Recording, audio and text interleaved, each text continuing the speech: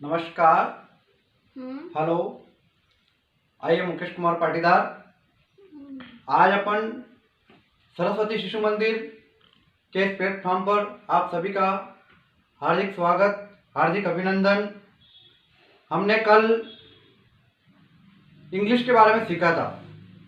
English में किस प्रकार से पर्सनल प्रोनाउंस की जानकारी अपन ने कल ली थी। आज जो है अलग अलग विषय को लेकर अपन धीरे धीरे आगे बढ़ते रहेंगे।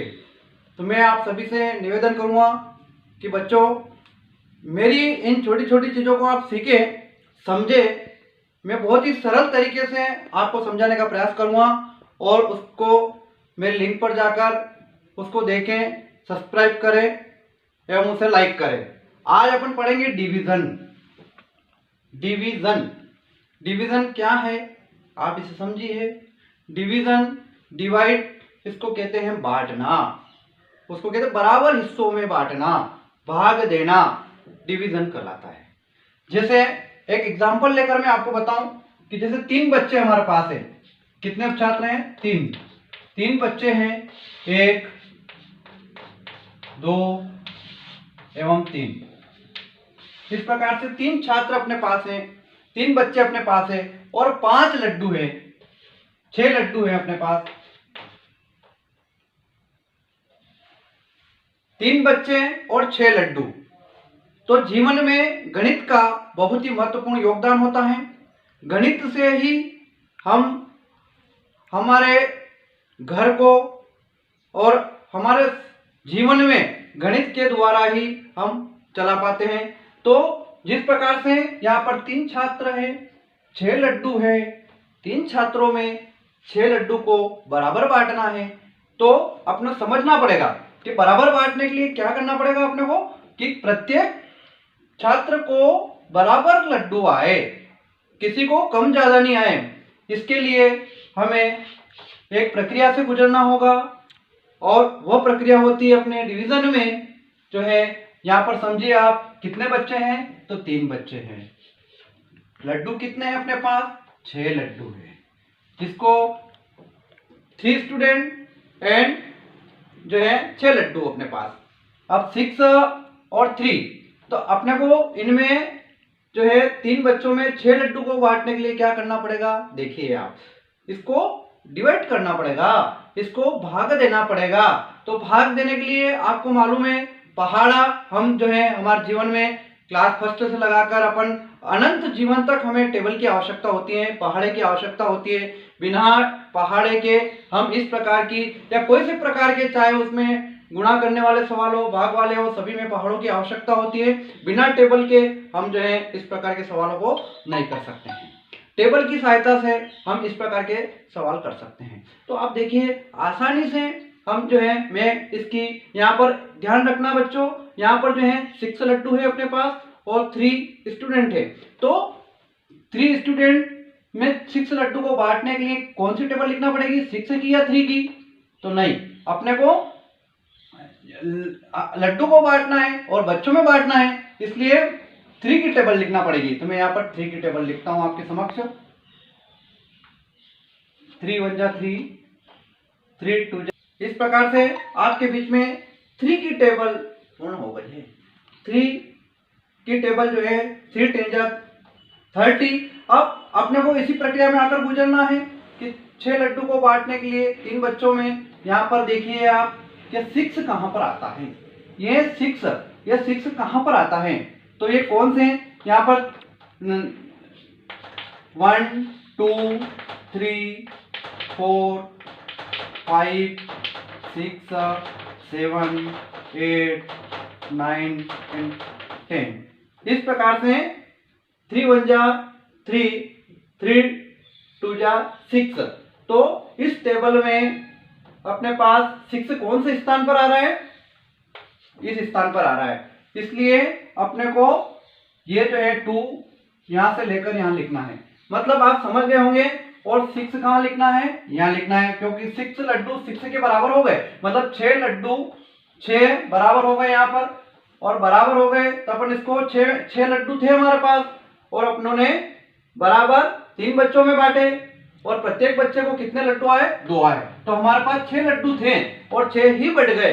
तो आप देखिए कितना बचेगा अपने पास। तो इसके लिए फिर इसी के साथ जो है डिवीजन के साथ साथ अपन माइनस भी करेंगे, इसमें अपन जो है घटाना भी सीखेंगे। तो 2 चीज इसके साथ साथ अपन सीखेंगे और आगे चलकर तो अपन इसका जो है उत्तर जांच करने में अपन 3 चीज इसमें गुणा भी सीखेंगे। लेकिन सबसे पहले अपन ने इसको बांटा, तो बांटने में प्रत्येक बच्चे को 2 लड्डू मिले और 6 लड्डू थे, 6 में से 6 अपने लड्डू बढ़ गए। तो अपने पास क्या बचा बच्चों?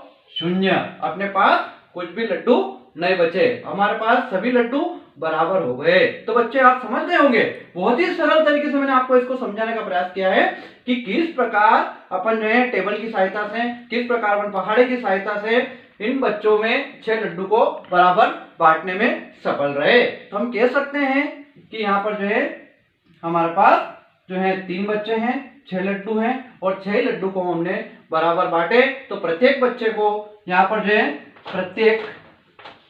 प्रत्येक बच्चे को कितने लड्डू प्राप्त हुए? 2। प्रत्येक बच्चे को 2 लड्डू प्राप्त हुए। तो आइए इस अब जो है इसी प्रकार से नेक्स्ट अगला एग्जाम्पल अपन लेते हैं। तो अगले एग्जाम्पल में जैसे मान लो ये 3 बच्चों में जो है, अब इन्हीं जो है 4 बच्चों में, ये 3 बच्चे थे, अब 4 बच्चे ले लेते अपन, 1 2 3 और ये 4 बच्चे। कितने बच्चे हो गए? 1 2 3 और 4 बच्चे। अब 4 बच्चे में अपने को कितने चॉकलेट बांटना है? 8 चॉकलेट बांटना है।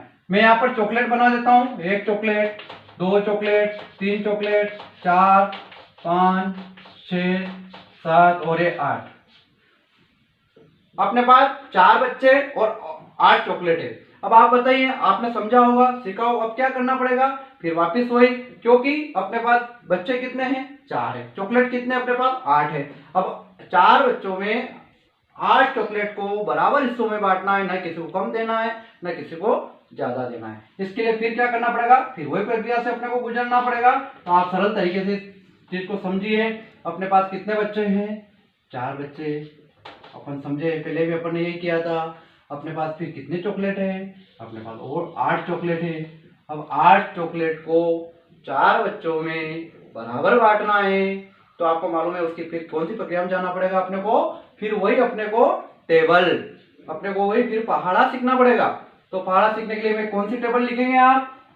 जितने मतलब जितने बच्चे उसकी टेबल, मतलब अपने को 4 बच्चों में बांटना, 4 की टेबल लिखेंगे। और कितने चॉकलेट? 8 चॉकलेट। तो मैं फिर लिखता हूं यहाँ पर आपके समक्ष टेबल, 4 1 4 2 8। हाँ, तो देखिए बच्चे कि अब जो है जैसे अपन ने उसमें सीखा था कि यहाँ पर अपने पास जो है 3 बच्चे थे और 6 लड्डू थे। अब यहाँ पर 4 बच्चे हैं और 8 चॉकलेट है। अब यहाँ देखिए आपको कि यहाँ पर जो 8 अपने यहाँ पर है, अब इसमें इसी प्रकार से 4 एकम 4 4 दूना 8। यहाँ पर जो है अपने को 8 चॉकलेट, मतलब जो है 8 चॉकलेट को 4 बच्चों में बराबर बांटना है। तो इस 4 की टेबल में 8 कौन से स्थान पर आता है ये देखना है, उसका स्थान देखना है आपको। इस 4 की टेबल में 8 कौन से स्थान पे आ रहा, मतलब ये भी दूसरे स्थान पर आ रहा है। मतलब दूसरे स्थान पर आ रहा मतलब यहाँ पर 2 लिखेंगे, यहाँ पर अपन 2 लिखेंगे। और यहाँ पर 8 आ रहे अपने, तो 8 से 8 बराबर हो गए। जितने चॉकलेट उतनी संख्या, 4 मतलब जो है 4 की टेबल में अपने पास जो है 8 आ रहे हैं, 8 मतलब बराबर, इसको माइनस करेंगे मतलब 8 चॉकलेट 8 बढ़ गए। तो नीचे क्या बच्चा? 0। आपको समझ में आ गया होगा बच्चों, नीचे क्या बच्चा अपने पास? 0। और यहाँ पर जो है 4 बच्चे थे और 8 चॉकलेट थे, प्रत्येक बच्चे को 2 चॉकलेट मिली। कितनी चॉकलेट मिली? बराबर हिस्सों में। कोई बच्चा नाराज नहीं है, सभी खुश। यदि अपन किसी को 3 दे देते या किसी को 1 दे देते या किसी को 4 दे देते या किसी को 2 दे देते, तो बच्चे दिन भर जो है अपने आप में ये सोचते कि मुझे 1 कम हुई और मुझे 1 ज्यादा प्राप्त हुई, इसलिए 1 ज्यादा खुशी रहता और 1 कम। इसलिए सभी को समान रूप से बांटना, सभी में बराबर हिस्से में आए। ऐसी प्रक्रिया को करने के लिए हमें डिवीजन का उपयोग करना होगा, हमें डिवाइड करना होगा। तो बच्चों आज जो है मैंने दोनों उदाहरण के माध्यम से, आपने छोटी सी टिप के माध्यम से मैंने ये जो है आपको सिखाया है। अपन जो है अगले नेक्स्ट वीडियो में अब इससे बड़ी 2 डिजिट वाले 3 डिजिट वाले अपन जो है और इससे भी आगे कई प्रकार की जो है अपन शिक्षा पद्धति में आने वाले वीडियो लेकर आएंगे। तो मेरा आप लोगों से निवेदन है कि मुझे हौसला दे, मुझे आगे बढ़ने के लिए उत्साहित करे।